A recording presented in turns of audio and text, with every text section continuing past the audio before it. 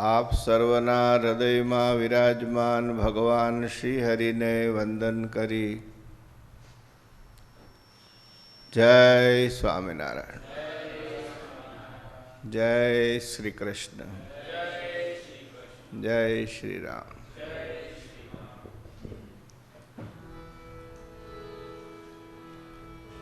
इंद्रिया राम मटिया समय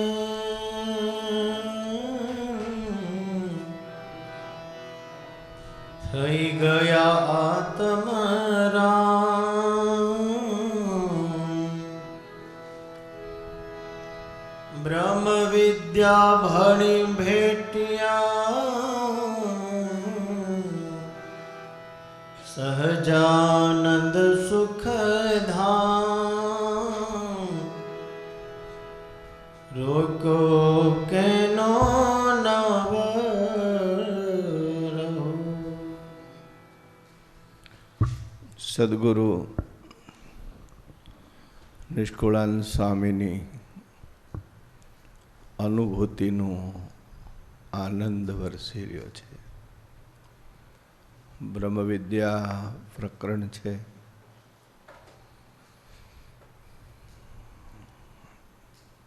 वेदों में महर्षि उद्दालक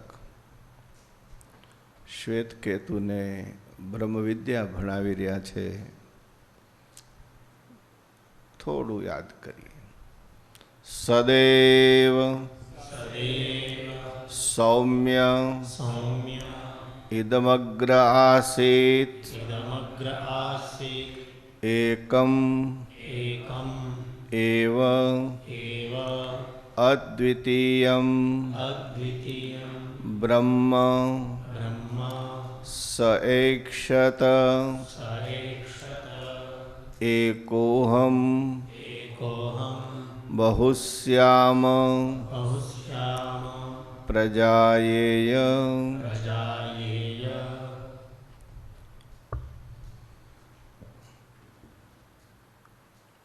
एक ने जाने तो सर्वनु ज्ञान थई जाए। अर्थात कारण ने जाने तो कार्यनु ज्ञान थई जाए। सर्व सृष्टिनु असाधारण कारण भगवान परब्रह्म पुरुषोत्तम नारायण छे। एज अनेक रूपे थया छे। अर्थात ए पोताना शरीर द्वारा अनेक रूपे थया छे। एमां कोई विकार नथी। जे कई थई रह्युं छे एना शरीरोमां चेतन अने अचेतनमां थई रह्युं छे।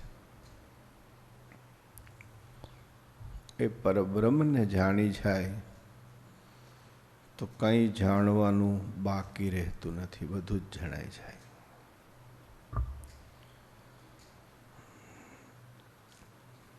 पण ए ज्ञान प्रत्यक्ष ज्ञान होवुं जोईए, परोक्ष नहीं।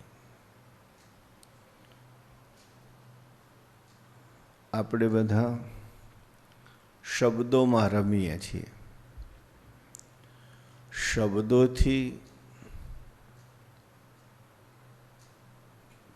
ए जाणी शकातुं नथी, सांभळी शकाय छे, जाणी नथी शकातुं।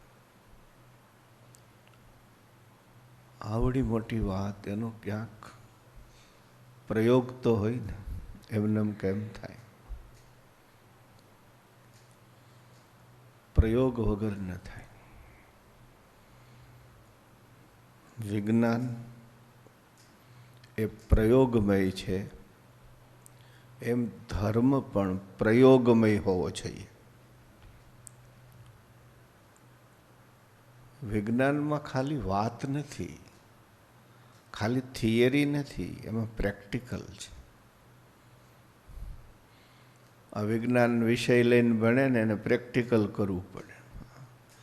प्रेक्टिकल थया वगर, प्रेक्टिकल कर्या वगर विज्ञान केम समझाय? धर्म पण પ્રયોગાત્મક હોવો જોઈએ. ધર્મ પણ એક પ્રકારનું ઉત્કૃષ્ટ વિજ્ઞાન છે. એને આપણે અધ્યાત્મ વિજ્ઞાન કહી શકીએ.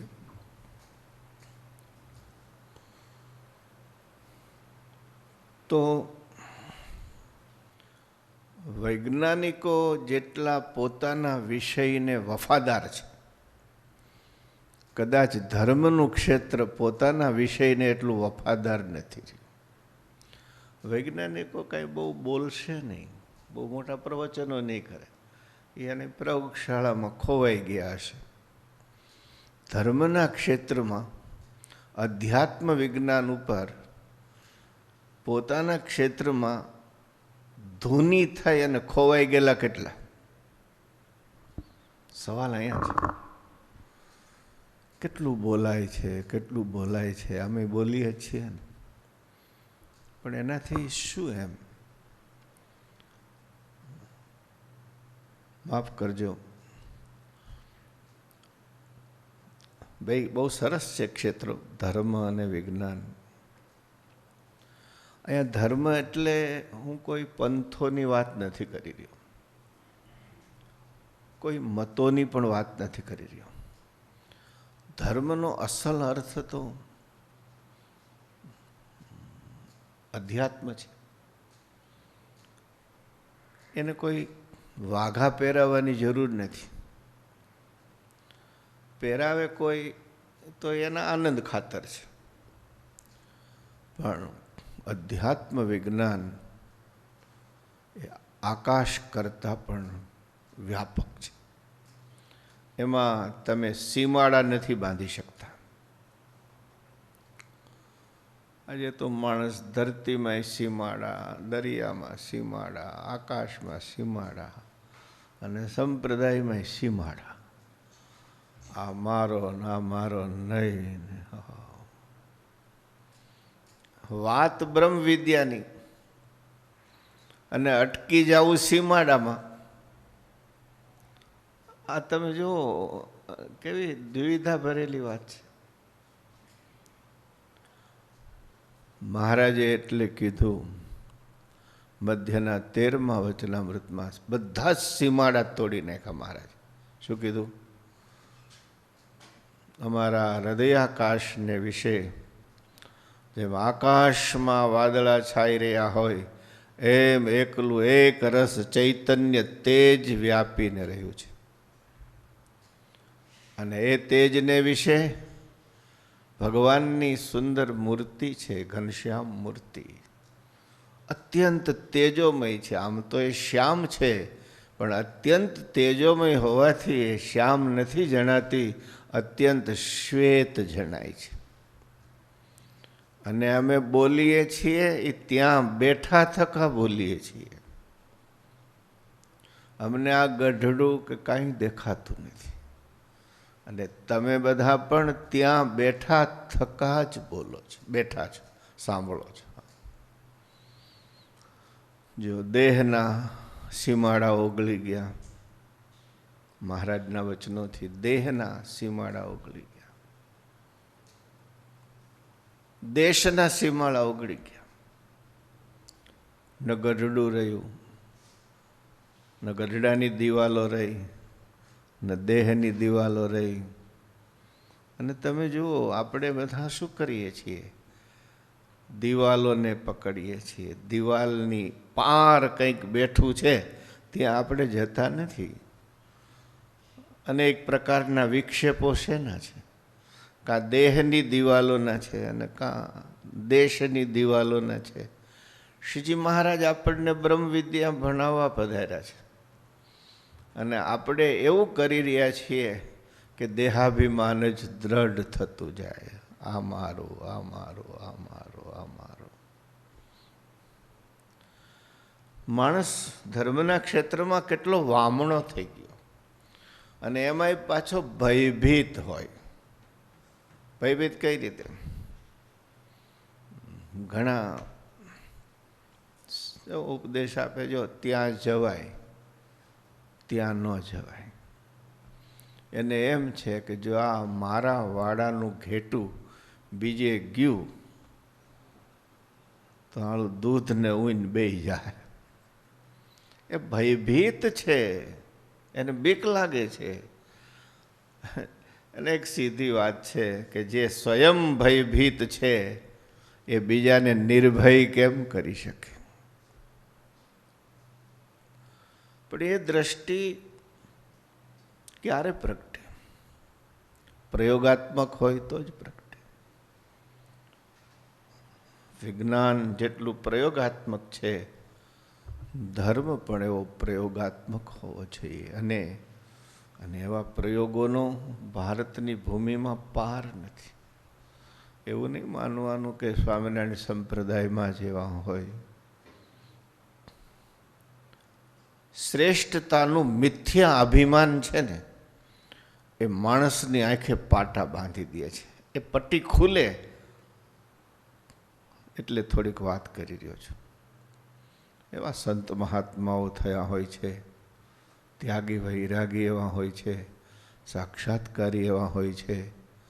એના પ્રયાસને વંદન કરવું જોઈએ. પ્રયોગો કરી રહ્યા છે. ખાલી વાતોથી અમારા જેવું કોઈ નથી, અમે સર્વથી શ્રેષ્ઠ છીએ, આ જીવને ઘોર અંધકારમાં નાખી દે છે. અને આવા આવરણો હટાવવા માટે તો વેદોમાં ઋષિઓએ પ્રાર્થના કરી છે. ઈશાવાસ્ય ઉપનિષદ ઝીલો. હિરણ્મયેન પાત્રેણ સત્યસ્ય અપિહિતમ મુખમ તત્વમ પૂષન અપાવૃણુ સત્યધર્માય દૃષ્ટયે.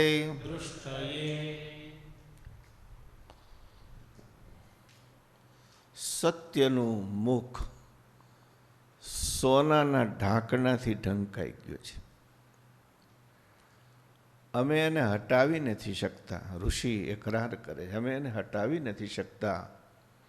તો હે પરબ્રહ્મ પૂષણ, સર્વનું પોષણ કરનારા નારાયણ, તમે આ પાત્રને, ઢાંકણને હટાવો.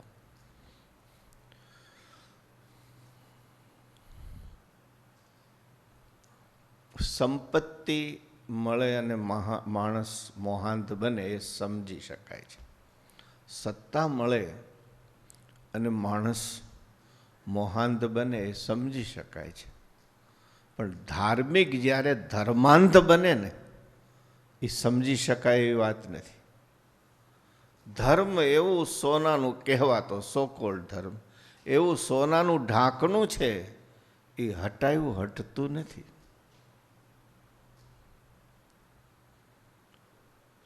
ઉલટાનું એને પકડી રાખવાનું મન થાય છે. એ ઢાંકણું ના ખુલે ત્યાં સુધી સત્ય દર્શન કેમ થાય? મહારાજે મધ્યના 13મા વચનામૃતમાં ઢાંકણા ખોલી નાખ્યા છે. અમે ત્યાં બેઠા થકા બોલીએ છીએ, અમને આ ગઢડું કાંઈ દેખાતું નથી, તમે ત્યાં બેઠા છો. ભક્તો, મારે ના કહેવું જોઈએ, પણ આનો જ નાનો પ્રયોગ અમે રોજ કરી રહ્યા છીએ. તમે કોઈ દી વિચાર કરો, અમે જે કહીએ છીએ કે સર્વે સંતો અને ઘરે ઘરે કથા શ્રવણ કરી રહેલા હરિભક્તો તમારા હૃદયમાં વિરાજમાન શ્રી હરિને અમે વંદન કરીએ છીએ. આ ખાલી અમે શબ્દોથી નથી કહેતા. તમારામાં અનંત રૂપે રહ્યા ભગવાનને ધારીને તમને જય સ્વામિનારાયણ કહીએ છીએ, કે જેથી કોક દીક અમારું ઢાંકણું ખુલે. વંદન એમનેમ નથી. એ વખતે જેમ વ્યાપકાનંદ સ્વામીને મહારાજે કીધું કે અનંત મુક્તો છે એની એક સાથે પૂજા કરો, અને પણ થઈ ન શકા. એક એક વિભૂતિઓના નામ લેવડાવ્યા કે આ સર્વોપરી હોય તો અનંત રૂપે થાવ ન થઈ શકા, આ સર્વોપરી હોય તો અનંત રૂપે થાવ ન થઈ શકા. પછી મહારાજે હસીને કીધું, તો હે શીતળદાસ, આ દુબળી પાતળી નીલકંઠ સર્વોપરી હોય તો અનંત રૂપે થાવ એવો સંકલ્પ કરો. અને એવો સંકલ્પ કર્યો અને અનંત રૂપે થયા. જો ઢાંકણા ખુલી ગયા.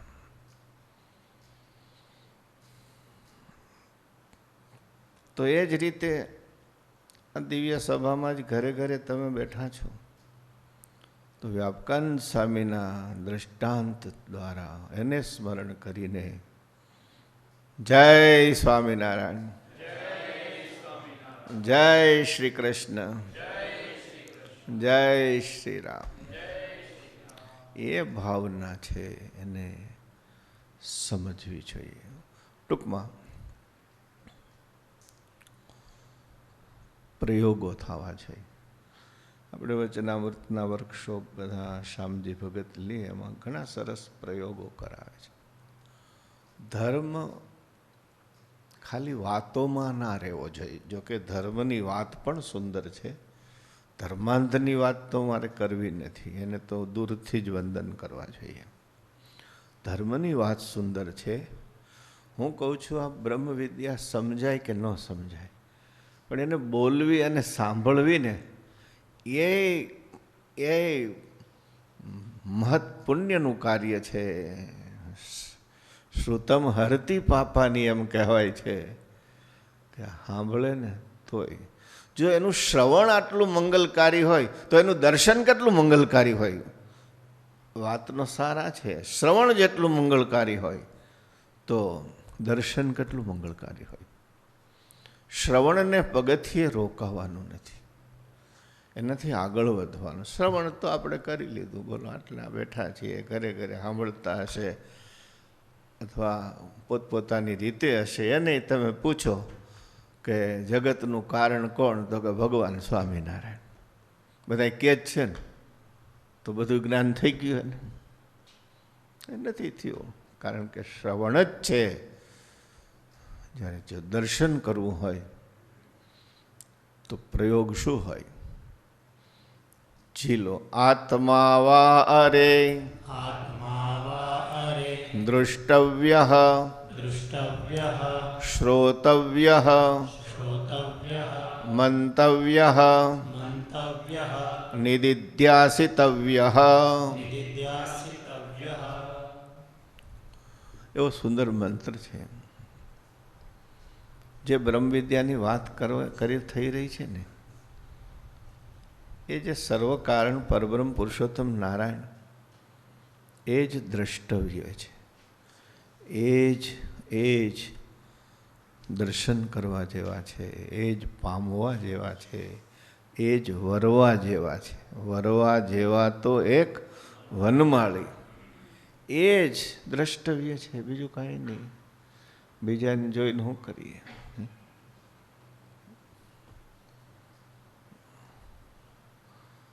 તો એનો આરંભ ક્યાંથી થાય? ત્યારે આરંભના શ્રુતિ જે કહી રહી છે આરંભ બિંદુ, એ આરંભ બિંદુ શ્રવણ છે. શું છે? એ જ સાંભળવા જેવા છે. શ્રોતવ્યનો અર્થ શ્રવણ કરવું. પણ અહીંયા એક વાત ખૂટે છે. શ્રવણ કરવું, પછી મનન કરવું, આ બધું સ્પષ્ટ ક્યારે થાય? બોલો, આ સાંભળે છે એ બધા હરખું જ સાંભળતા હશે? મને તો એક બહુ સરસ વાત સમજાઈ ગઈ છે કે શ્રોતા ગમે હોય ને, એને સાંભળવું હોય એ જ સાંભળે. અમે કઈ ન સાંભળે, એને જે સાંભળવું હોય ને એટલું જ સાંભળે. બહુ શ્રોતા બહુ હોશિયાર હોય, એને જે સાંભળવું હોય એ જ સાંભળે. બીજું તો ક્યાંય હુપડા જેવા કાન હોય, બીજું કાઢી નાખે. ઘણી વાર રમૂજ થઈ જાય. અમે વાત કરેલી કે ભાઈ નાળિયેર હોય, લીલું નાળિયેર, અને ખોલ્યા પછી તરત પી જાવ. જો પડ્યું રહે ને તો દારૂ થઈ જાય, નશો આવી જાય અંદર. ખુલ્લું રહે એટલે હવાનો સંસર્ગ થાય એટલે એ નશાવાળું થઈ જાય, એટલે તરત પી જાવ. એટલે બે જુવાનની મહિના હસવા. મેં કીધું કેમ હસો છો, કાંઈ બોલવામાં ભૂલ થઈ? તો કે ના, રસ્તો સારો બતાવ્યો. હવે અમારે દારૂની દુકાન નહીં જવું પડે, ચાંદલો ભૂંવો નહીં પડે, કંઠી કાઢવી નહીં પડે, બસ નાળિયેર ખોલવાનો જ ધંધો કરીશું અને ખુલ્લામાં 2 કલાક રાખી મૂકશું. જો જે સાંભળવું હોય એ જ સાંભળે છે. એક સરસ મેં વાત સાંભળેલી, પ્રયોગ થયો કે 15 કોલેજિયનોને બેસાડવામાં આવ્યા, અને એમાં એ સમયે ભારત અને પાકિસ્તાનનો મેચ ચાલે, તો એ થોડુંક સારું હશે. તો પ્રયોગ એ હતો કે એક જણાના કાનમાં, પેલો વર્કશોપ લેનારો જે ટીચર હતો એના કાનમાં કાંઈક કહે, એ એણે બીજાને કહેવાનું, બીજો સાંભળે નહીં એમ, ત્રીજો સાંભળે નહીં, ચોથાને, પાંચમાને, છઠ્ઠાને, એમ 14માંથી વાક્ય પાસ કરવાનું. એટલે આણે પહેલાના કાનમાં કીધું કે પાકિસ્તાન ઇઝ ઇન વિન, એટલે પાકિસ્તાન જીતી રહ્યું છે. હવે કે ટ્રાન્સફર કર. એ 14માં ટ્રાન્સફર થયું ત્યાં છેલ્લા જણાને પૂછ્યું, પેલા ટીચરે શું કીધું? તો કે ઇન્ડિયા ઇઝ ઇન વિન. એ વચ્ચેથી ક્યાં રાષ્ટ્રભક્તે ફેરવી નાખ્યું ને એ જ ખબર ન પડી. બોલો, આવું જ શ્રવણમાં થતું હોય છે, એવું જ પઠનમાં થતું હોય છે. મહારાજ કહે કાંઈ અને મારા મહારાજને નામે દીધે રાખે કાંઈ, સાંભળે કાંઈ, પણ એમાંથી પોતાને ફીટ આવે. જો ને ગણે આખી શિક્ષાપત્રી ન ફેરવી નાખી, જોતા હતા એટલા શ્લોક રાખ્યા, માથે આવતાથી કાઢી નાખ્યા. આ લોકો બહુ હોશિયાર હોય છે. આને રિલિજિયન ન કહેવાય, આ રિલિજિયસ પોલિટિક્સ કહેવાય.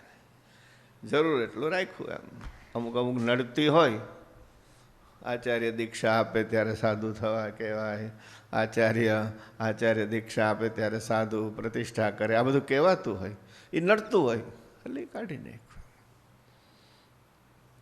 ભગવાન સ્વામિનારાયણે કેટલા શાસ્ત્રોના સાર રૂપે શિક્ષાપત્રી લખી. ત્યાં આ કળિયુગમાં એવા પાયકા, એમાંથી નહીં સારું, જોતું તેટલું રાખે. શ્રવણ શુદ્ધ બુદ્ધિથી હોવું જોઈએ, પહેલી વાત છે. અને શુદ્ધ બુદ્ધિ થાય ક્યારે? પ્રયોગનો આરંભ આહાર શુદ્ધિથી છે. ધર્મક્ષેત્રમાં પ્રયોગનો આરંભ આહાર શુદ્ધિથી છે. એટલે વચનામૃતમાં પહેલું વચનામૃત જેટલું અગત્યનું છે કે ભગવાનની મૂર્તિ છે એ ચિંતામણી તુલ્ય છે, અને ભગવાનના સ્વરૂપમાં મનની અખંડ વૃત્તિ રાખવી એ કઠણમાં કઠણ સાધન છે. અને જો એ વૃત્તિ રહેવા લાગે તો એને પછી બીજું કાંઈ બાકી રહેતું નથી. ચિંતામણી સમાન મૂર્તિ પ્રાપ્ત થાય. સરસ છે, પણ વૃત્તિ અખંડ રહેતી કેમ નથી? ઇવન સાંભળવામાં ધ્યાન રહેતું કેમ નથી? એ હલે છે કેમ? એ દોડે છે કેમ મન બીજે? કારણ કે મહારાજે લખ્યું 18મા વચનામૃતમાં, 4 વેદને ભણ્યો હોય, એના અર્થને જાણતો હોય. આ બહુ મોટી વાત છે. આજે વૈદિકો બેઠા છે, આપણે એમનો સત્કાર પણ કરવાનો છે. આનું પૂર્વી પાઠ કરનારા ઘણા મળશે. એમાં દક્ષિણ ભારતની અંદર તો પંડિતોને કેટલા વેદ કંઠસ્થ હોય છે, અને પરંપરાથી, શ્રવણ પરંપરાથી ઝીલે છે, કંઠસ્થ કરે છે, પરંપરાની રક્ષા કરે છે. પણ વેદનો અર્થ જાણનારા કેટલા? રેર હશે. પાઠ કરનારા ઘણા મળશે, અર્થ જાણનારા રેર હશે. તો મહારાજ કે 4 વેદ ભેણો હોય અને અર્થને જાણતો હોય, 18 પુરાણ ભેણો હોય, શાસ્ત્રો ભેણો હોય, પણ મુક્ત નહીં થાય. જે બ્રહ્મ વિદ્યા ભણવી છે એ નહીં ભણી શકાય, પરબ્રહ્મને નહીં મેળવી શકે. એ તો અમે જ્યારે અત્યારે વાત કરીએ છીએ એ કરશે ત્યારે જ મુક્ત થશે. આ હું સાર રૂપે કદાચ મારા શબ્દો થોડા આડાવડા થતા હોય પણ સારા છે. અને પછી મહારાજે ઇન્દ્રિયોના આહાર શુદ્ધ રાખવાની વાત કરી છે. એટલે પ્રયોગનો આરંભ આહાર શુદ્ધિથી થાય છે. આહાર શુદ્ધિથી. આહાર શુદ્ધ હોય તો શ્રવણ પણ શુદ્ધ થાય. આહાર શુદ્ધ હોય તો મનન પણ સરખું થાય, તો નિધિધ્યાસની સંભાવના વધી જાય. એટલે વચનામૃત બહુ અદ્ભુત ગ્રંથ છે. સ્ટાર્ટિંગ પોઈન્ટ, પહેલું પગથિયું આહાર શુદ્ધિનું છે. ઇન્દ્રિયોના આહાર શુદ્ધ હોવા જોઈએ.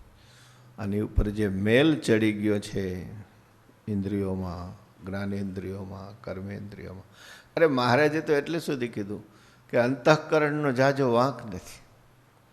એમાં તો ભગવાન મેળા છે એટલે ગાફલાય વર્તે છે. એ બહુ એવું સરસ વાક્ય છે. ઘણા કહે ને આપણે કાંઈ કરવાનું છે નહીં, મહારાજ મેળા એટલે આપણું કલ્યાણ થઈ ગયું. આ ગાફલાય. હા, ઘણાને એવું હોય, બસ આપણે સર્વોપરી ભગવાન મળી ગયા, એક પગ અહીં એક પગ અક્ષરધામમાં. પછી શાસ્ત્રીજી મહારાજ કહેતા કે બહુ પગ પોળા કરીમાં એટલા બધા, એક અહીંયા એક અક્ષરધામમાં આટલો પોળો થવા જાય ને તો ચીબડાની જેમ વચ્ચેથી ફાટી જાય. માણસ કેવું શબ્દોમાં રમી રહ્યો હોય છે. બસ આપણું તો કલ્યાણ થઈ ગયું, આપણને ભગવાન મળ્યા. મહારાજ અહીંયા એ કહે છે અંતઃકરણમાં ગાફલાઈ રહ્યા છે, ભગવાન મળ્યા છે. શ્રીજી મહારાજ કેટલા સાવધાન કેટલા કરે છે. ભગવાન સ્વામિનારાયણે બ્રહ્મ વિદ્યાને વચનામૃતો દ્વારા જે સ્પષ્ટ કરી છે ને, આવી સ્પષ્ટતા તમને ભાગ્યે જ જોવા મળશે. ભાગ્યે જ. આહાર શુદ્ધ થવો જોઈએ, કારણ કે અંદર જે કચરો ગયો છે એ ઇન્દ્રિયોથી ગયો છે. ઇન્દ્રિયોથી. વિવેકાનંદજી એમ કહેતા કે હું યુવાનોને ભલામણ કરું છું કે તમારા મગજમાં એ કચરો ન નાખશો કે જેને એક દિવસ કાઢી નાખવાનો છે. હવે કાઢવાનો જ છે તો નાખવો શું કામ? માણસ ખાલી પેટમાં જ નહીં, મગજમાં કેટલો કચરો નાખે છે. એમાં સોશિયલ મીડિયાઓ તો કચરાના ઢગલે ઢગલા છે. બોલો, તમે સાવધાન ન રહ્યો તો તમને તમારું મન ઉકરડાથી ભરી દે એવું છે. એટલે આહાર શુદ્ધિ પહેલી વાત છે. એનાથી શું થાય છે? આહાર શુદ્ધો સત્વ શુદ્ધિ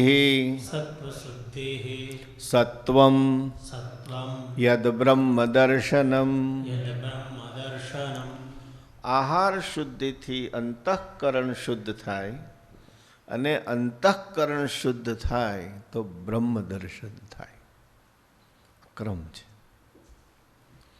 એટલે જે વાત થઈ રહી છે વેદની શ્રુતિની પોષક વાત કરી રહ્યો છે. આત્મા વા અરે દ્રષ્ટવ્ય. આ ધ્રુવ પંક્તિ છે જે નિષ્કુળાનંદ સ્વામી કહે છે ઇન્દ્રિયારામ મટીને. હા બોલો. ઇન્દ્રિયારામ મટિયા સમે થઈ ગયા આત્મરામ. બ્રહ્મ વિદ્યા ભણી ભેટ્યા સહજાનંદ સુખધામ રૂકો કેનો નાવર. આત્મા વા અરે દ્રષ્ટવ્યનો અર્થ એ છે કે બ્રહ્મ વિદ્યા ભણીને ભેટવા, આ એનો અર્થ છે. પણ પહોંચવું કઈ રીતે? તો કહ્યું એમ પહેલી આહાર શુદ્ધિ, પછી શ્રોતવ્ય, શ્રોતવ્ય મંતવ્ય, મંતવ્ય નિદિધ્યાસિતવ્ય, નિર્ધ્યાસિતવ્ય. મનન શ્રવણ કરવું,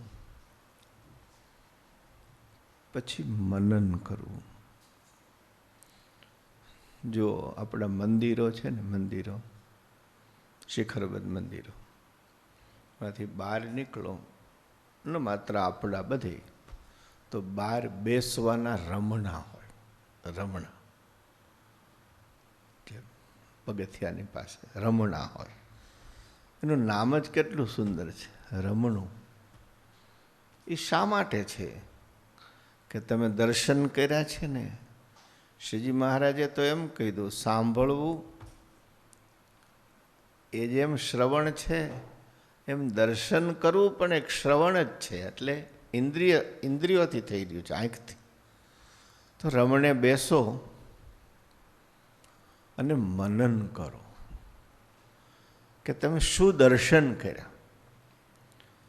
દેવ પધરાવ્યા છે, સુંદર વાઘા છે. રમણે બેસો, બેસો, વિરામ લ્યો અને મનન કરો. શું વાઘા પહેર્યા હતા, કેવા હાર હતા, કેવી પાઘ હતી, કેવો મુગટ હતો, છડી હાથમાં હતી કે નહોતી.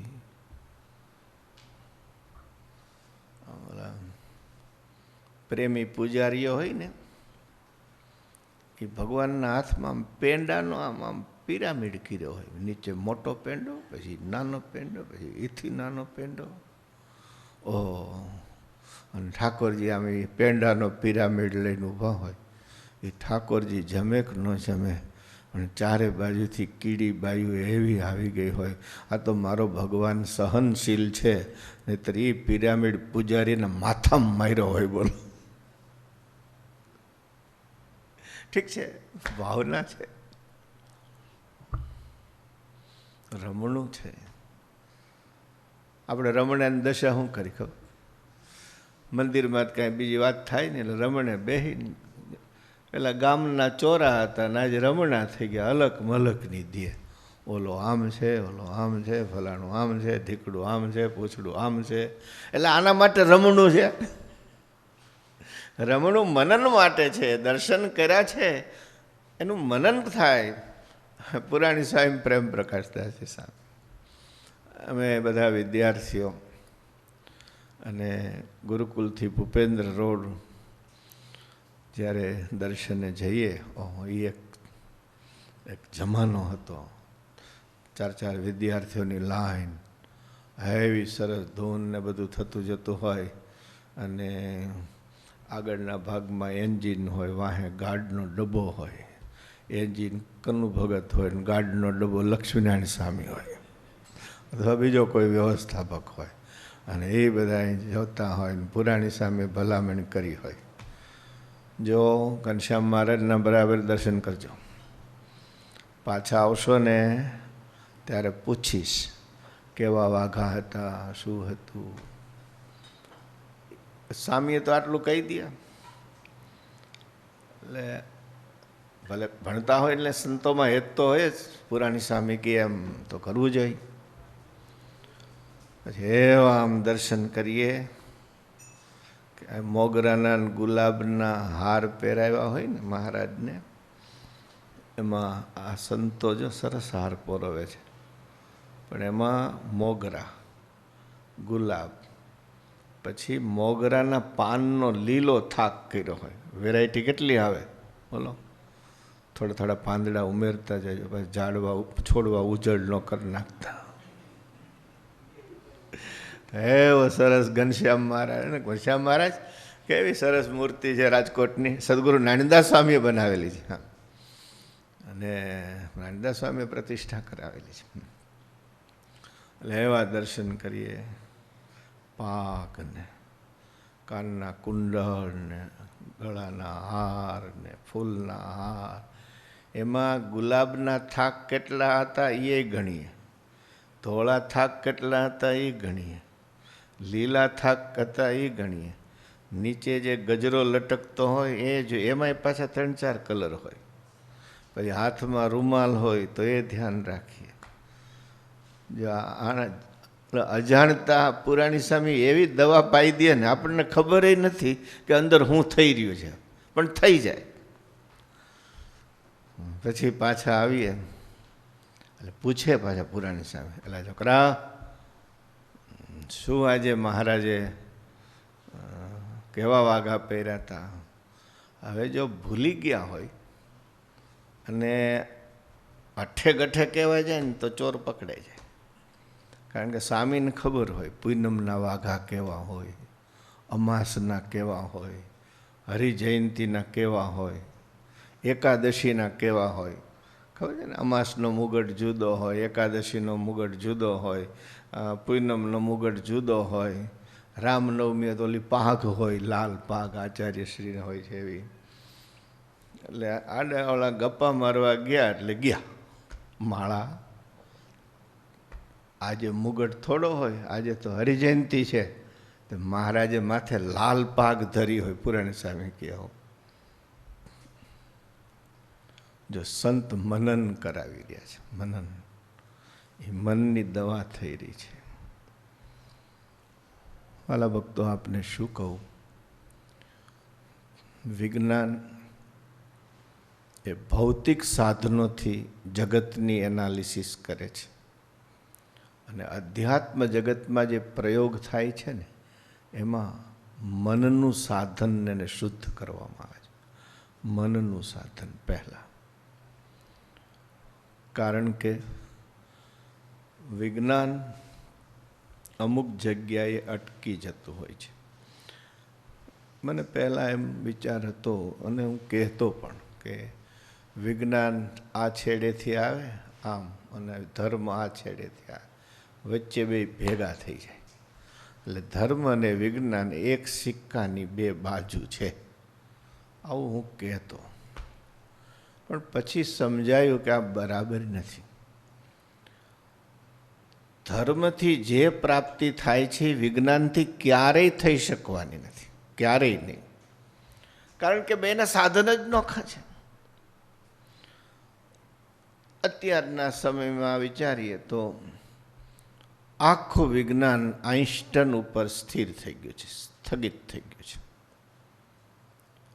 ન્યૂટને પગલાં માંડ્યા અને એ જ્યાંથી અટકા, રિલેટિવિટીના પગલાં. કારણ કે એ બે ગતિઓ વચ્ચે, ન્યૂટને રિલેટિવિટી માની, બે ગતિઓ વચ્ચે, સમજાય છે મારી વાત? ટ્રેન દોડી જતી હોય, એ દોડતી લાગે છે, સ્ટેશને ઊભો છે માણસ એની દ્રષ્ટિએ, બરાબર? બે ટ્રેન જતી હોય, એકની 50ની સ્પીડ હોય અને એકની 40ની સ્પીડ હોય, તો વાહેલી સ્પીડને એમ જ લાગે કે હું પાછળ પાછળ જતી જાઉં છું, અને આને એમ જ લાગે કે હું આગળ આગળ જતો જાઉં છું. એમાંય જો અંદર કોઈ દડો ફેરવતો હોય તો એની ગતિની તો પાછું મન ગૂંચવાઈ જાય એવી વાતો છે બધી. પણ આઇન્સ્ટાઈને જોયું કે આ ઠીક નથી. પ્રકાશ નિરપેક્ષ છે, એટલે ગતિનું માપ પ્રકાશની ગતિને આધારે થવું જોઈએ. અને આખું વિજ્ઞાન પ્રકાશની ગતિએ અટકેલું છે, પ્રકાશની ગતિએ. તો પ્રકાશ એટલે તો પૃથ્વી, જળ અને અગ્નિ, ત્રીજું તત્વ. તો હજી તો ભૌતિક જગતમાં 5 ભૂતનું પૂરું ખેડાણ થયું નથી. વાયુ તત્વ અને આકાશ તત્વની તો વાત જ આવતી નથી. અને પરિણામે એકવાર સ્વામી રંગનાથાનંદજીને યાદ કર્યા, it is time to change the instrument. જો વિજ્ઞાને આગળ પ્રગતિ કરવી હશે તો એના આ સાધનોથી નહીં થાય. ગમે તેવા હબલ ટેલિસ્કોપ હશે કે બીજા ટેલિસ્કોપ હશે કે માઇક્રોસ્કોપ હશે, નાની વાત નથી. 15 અબજ વર્ષ દૂરનો તારો જોઈ લેવા એ કાંઈ નાની વાત છે? આપણને ત્યાં નોટમાં હું લખ્યું છે એ દેખાતું નથી. બોલો, મને તો નવાઈ લાગી સાંભળીને વિજ્ઞાનની વાત. આપણને 2 તારા વચ્ચે ખાલી લાગે છે ને આકાશમાં. તારા જ જોયા છે ને બધાએ? તો વાંધો નહીં. નહીં તો રમૂજ કરું ને, મુંબઈવાળાને પૂછ્યું તમે રાતે તારા જોયા છે? તો કે રાતે નથી જોયા. નોટબંધી થઈ હતી દિવસે દેખાઈ ગયા. અને આ કોરોનાએ તો 24 કલાક તારા દેખાડી દીધા. બોલો, એ જે ખાલી લાગે છે એમાં અબજો તારાઓ છે, આપણને નથી દેખાતા. પણ સાયન્સના ઇન્સ્ટ્રુમેન્ટથી જુઓ તો આખું ભરચક ભર્યું છે. વિજ્ઞાને કમાલ કરી છે. પણ જે વિજ્ઞાનનું લક્ષ્ય છે two find out the origin, ક્યાંથી બધું થયું એ જો એને શોધવું હશે, અને ક્યાંથી બધું થયું એનો નિર્દેશ બ્રહ્મવિદ્યામાં છે કે આમાંથી થયું છે બધું, એને એ શોધવું હશે તો એના ભૌતિક સાધનો કામમાં નહીં આવે. એણે એના સાધનો બદલવા જ પડે. એટલે સાચો અધ્યાત્મનિષ્ઠ પુરુષ એના સાધન બદલાવે છે. કારણ કે આ આંખેથી ન દેખાય એવું પણ કંઈક છે, આ કાન ન સાંભળી શકે એવું પણ કંઈક છે, આ મન પહોંચી ન શકે એવું પણ કંઈક છે, બુદ્ધિ ન પહોંચે એવું પણ કંઈક છે. તો ત્યાં જવા માટે બુદ્ધિનું સાધન કેમ ચાલશે? મનનું સાધન કેમ ચાલશે? એ ગમે ત્યાં અટકી જવાના છે. જેમ આપણી આંખ આ દિવાલે અટકી જાય છે એમ આખરે મને ક્યાંક ઉથડકીને પાછું આવવાનું, ક્યાંક બુદ્ધિ પણ ઉથડકીને પાછી આવવાની છે. મન અને બુદ્ધિ એ પહોંચી શકવાના નથી. તો આ ભૌતિક સાધનો કેવી રીતે ચાલશે? To find out the origin it's not totally possible. એને માટે તો અંતરની આંખે રે જુએ તે એક કડી. ભગત, અંતરની આંખે રે જે જોશે તે જાણશે રે. આવે ન જાય જેમ આકાશ, સહજાનંદ સિંધુ રે હે સખી જો સભર ભજો. શું નિષ્કુળાનંદ સામે એક આખી એક નવી જ વાત, અંતરની આંખે રે. હા, શ્રીજી મહારાજની કૃપા કેવી થઈ ગઈ. આપણે જેને અભણ સંત કહીએ છીએ એ પરમ વૈજ્ઞાનિકની ભાષામાં વાત કરે છે. પરમ વૈજ્ઞાનિકની અંતરની આંખે રે જોશે તે જાણશે. એટલે જરૂર છે પ્રયોગોની. વૈજ્ઞાનિક જેટલા પોતાના વિષયમાં નિષ્ઠાવંત છે, ધર્મનું ક્ષેત્ર પણ વાણીથી પર થઈને પ્રયોગ કરે. અને જ્યાં જ્યાં પ્રયોગ થયા છે ને ત્યાં કારણનું કારણ જણાઈ ગયું છે. પંડિતો પ્રયોગશીલ પણ પંડિતો છે અને વાચાળ પંડિતો પણ છે. આખી એક સંત પરંપરા છે. સંતોમાં પણ પ્રયોગશીલ સંતો છે. અને લોકસભામાં મેમ્બર થાય એટલે એને વિશિષ્ટ અધિકાર મળે અને વિશિષ્ટ બધું હોય. એમ ભગવું કપડું એ કેટલાક વિશિષ્ટ અધિકાર આપે છે. એ વિશિષ્ટ અધિકાર મળ્યા હોય એવાય હોય. પછી એને કાંઈ કરવાનું ન હોય, તાણે રસોઈ મળી જાય, તાણે જોઈએ એવો ધોતિયા મળી જાય, સારી પથારી મળી જાય. કેવા વિશિષ્ટ અધિકારો ભોગવે. લોકોને ખાવા નથી મળતું અને રસોઈ ખૂટતી નથી. બોલો, પણ એવાનું કામ નથી. શેષ ચર્ચા આવતીકાલે કરી. વાલા ભક્તજનો, જય સ્વામિનારાયણ. ભજન, કથા, વાર્તા, સત્સંગ આપણા જીવનનું અંગ છે. આપ સર્વે ગુરુકુલ પરિવારના યુટ્યુબ, ફેસબુક વગેરે માધ્યમોથી નિત્ય અમારી સાથે જોડાયેલા રહો છો.